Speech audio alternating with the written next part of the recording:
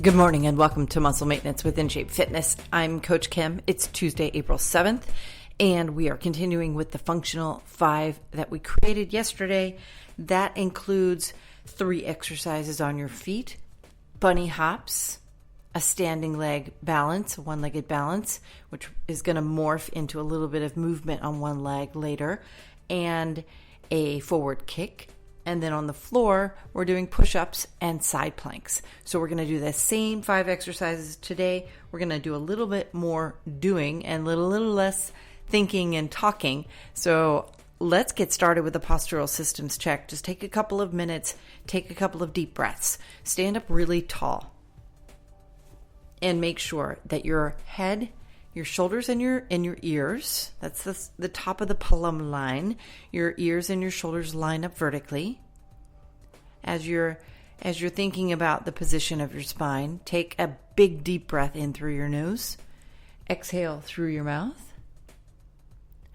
And then envision that plumb line running down the side of your body. Your arms are obviously beside your body and your chest is back. Breathing in and opening up your chest as you inhale deeply through your nose and exhale through your mouth. And then down the side of your body through your pelvis. You want to make sure that your pelvis is straight. You don't want to stick your butt out, but rather pull in your tummy muscles. You can pull in through your belly button and then make sure that you're elongating through the spine internally. And then down the legs. The thing about your legs, just make sure that you're not locking your knees. You want your feet to be about shoulder width apart to start. And don't turn your toes out. You want to make sure that your feet are straight. Okay, one more big deep breath. Did get a piece of constructive criticism that we want more music. So I'm going to try to remember as I stop talking and you are really doing, we get a little bit more of this, the InShape Fitness music going. So today, let's start on the floor. I want to get you into a plank position. We're going to do a series of push-ups and side plank to begin. Okay, so just to juice up your core before we get to the work that we're going to do on our feet.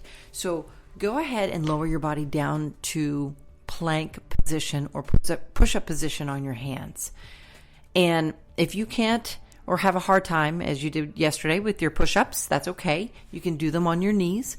But the point is to get your body into the plank position, whether it's on your feet or on your knees, and then execute the push-up, which is a moving plank, which means that it's super hard, activates your heart rate.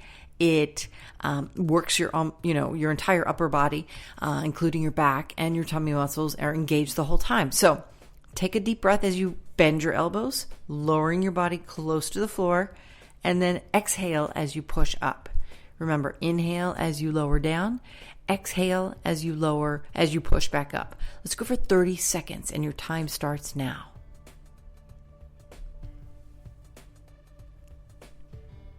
Very good. You don't have to do a certain number. Don't have to worry about that at all. We are focused on time. You are 20 seconds in, so 10 more seconds to go. Inhale on your way down. Exhale as you push back up. We'll do the other 30 seconds after we finish our side planks, right? So go ahead and pause. If you want to shake out your wrists for a couple seconds and stretch into child's pose even for a second or two, or a good long deep breath. Okay. Now, turn to your side. Turn to your right side first. Put your elbow on the floor. Make sure that your elbow and your shoulder make a straight line up and down. And then lift your body up into a side plank. For 30 seconds, your time starts now.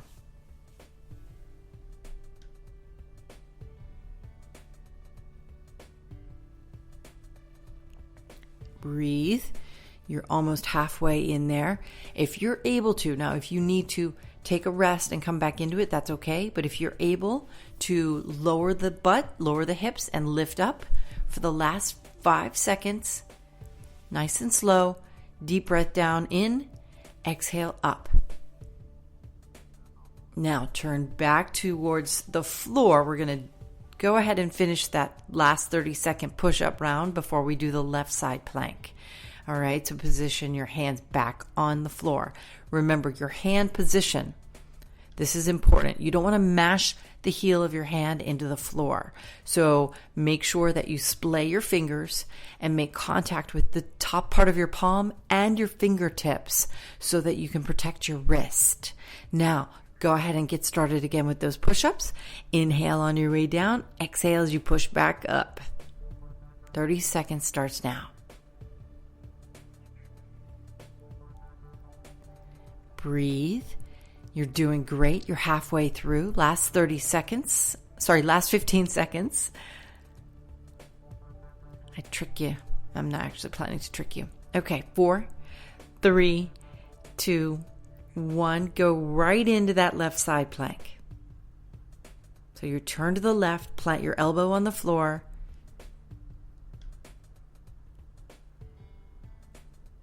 And your 30 seconds starts now.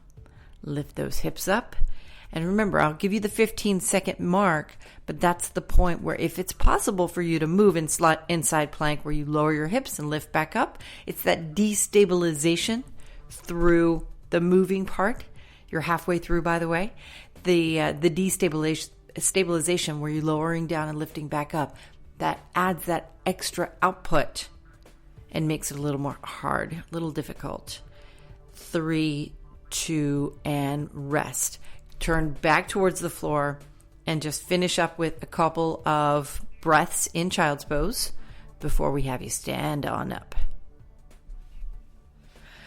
So it's Tuesday. We got through Monday, got through April the 6th, and here we are on a Tuesday, still in quarantine, still social distancing, but still aiming to try and stay healthy and be, intelligent about the physical part, the physical duress that we're experiencing through this, through the sort of isolated quarantine lives that we're living right now. That's why it's so important to move. All right, so let's start with the bunny hops. Remember the 5 exercises in total included the 2 on the floor, push-ups and side plank. Now we're going to be bunny hopping.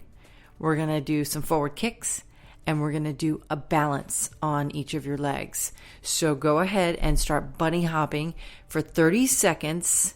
Your time starts now. Turn the music up a little bit here. Make sure you're taking those breaths. Make sure that your belly button is pulled in, that you don't have a bend in your hips. You should have a slight bend in your knees, however, and you want your chest to still be open. You want to land lightly on the balls of your feet, and you've got 10 more seconds to go. You can make them little side bunny hops, lateral, side to side if you want. 3, 2, 1. Now pause. I'm not going to mix it up just yet. We're going to go right back to the bunny hops again. One more deep breath. And back to your jumps. All right, bunny hopping for another 30 seconds. Your time is going. And again, let's start right now with these lateral jumps. So bunny hopping, if you want, again, this is just like an inch off the floor that you're coming off of the floor when you're bunny hopping. But now, if you want to jump to the right and jump to the left, you're getting a little more of that plyometric energy output. You are obviously boosting your heart rate a little bit more. Maybe go forward and back now for the last 10 seconds.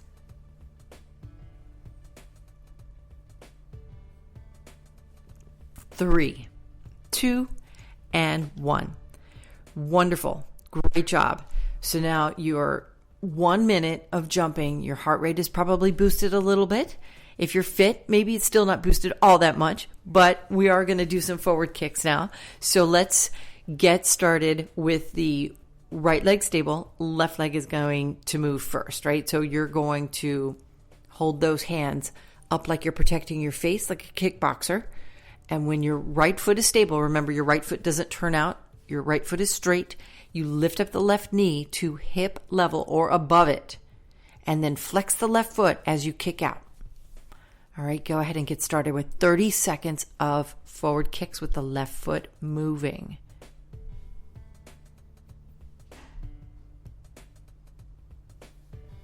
Make sure that you keep your back straight. And if you've got your hands up in front of your body, don't open your hands up and then activate the back. What you want to do is just protect your face. It's a little bit harder to hold your elbows and the front part of your arms in that stable forward position because you are using your shoulders. Last couple of seconds. Now we're going to switch. All right, now the left foot is straight and stable. Left hip is straight and elongated. Now lift up the right knee and kick out with the flexed right foot. Your time starts now. Keep the back straight. Keep breathing. Your heart rate is up a little bit now, so you want to make sure that you are inhaling through your nose, exhaling through your mouth. We're almost finished. You're doing great. You've got about 10 seconds to go. Keep kicking. Really make contact with pretend to make contact with the heel, right? So that kinetic energy. Go ahead and stop. You're all set. But remember that the kinetic energy, it starts in your core. All of your movements, your kinetic energy starts in your trunk and then travels down, if you're kicking, the length of your leg, so that if you were actually kicking something and you made contact with something, you would kick with that heel and strike. That contact point is through your heel. So all of your energy is connecting and transferring to the thing that your imagination is making contact with in our version here today. Okay, last move is the one-legged stand.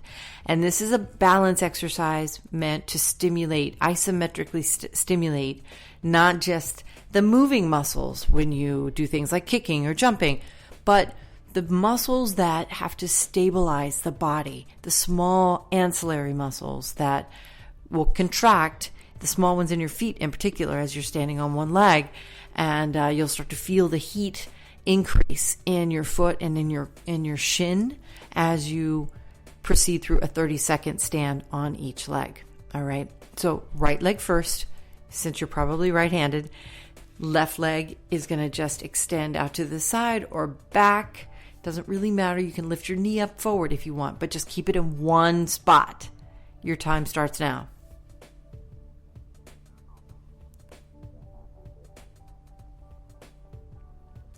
Keep your back straight.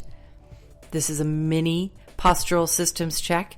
Inhaling deeply through your nose, exhaling through your mouth. Last 10 seconds.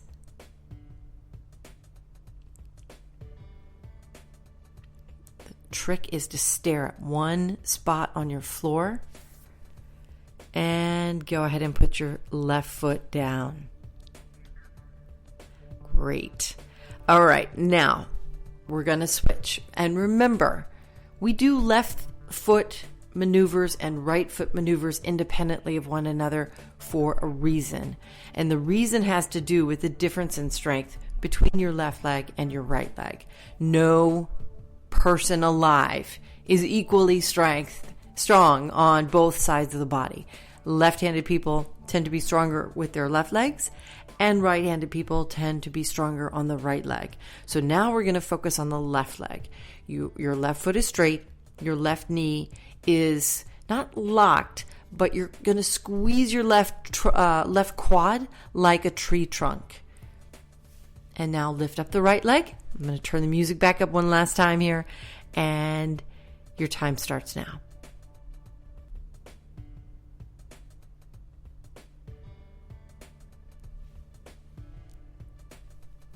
Keep the back straight. Keep that chest high.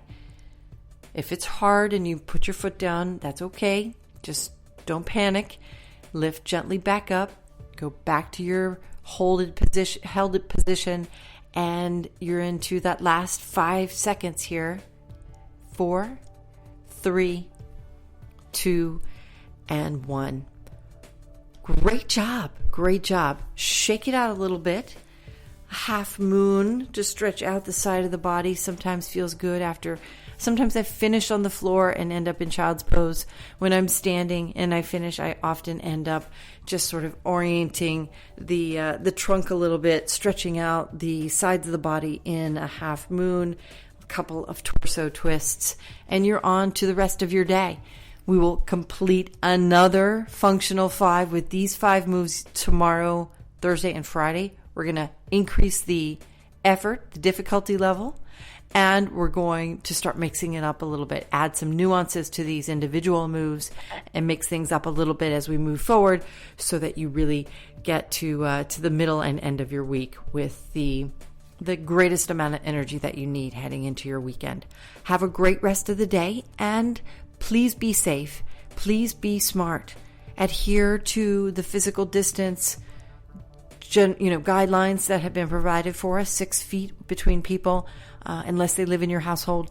And then also the CDC has now, put out the guidance that being out wearing a mask is the best way for you to protect yourself, in that it's the best way to prevent your spreading any viruses that might be in your own body, because lots of asymptomatic people still carry the virus. So wear a mask when you're out.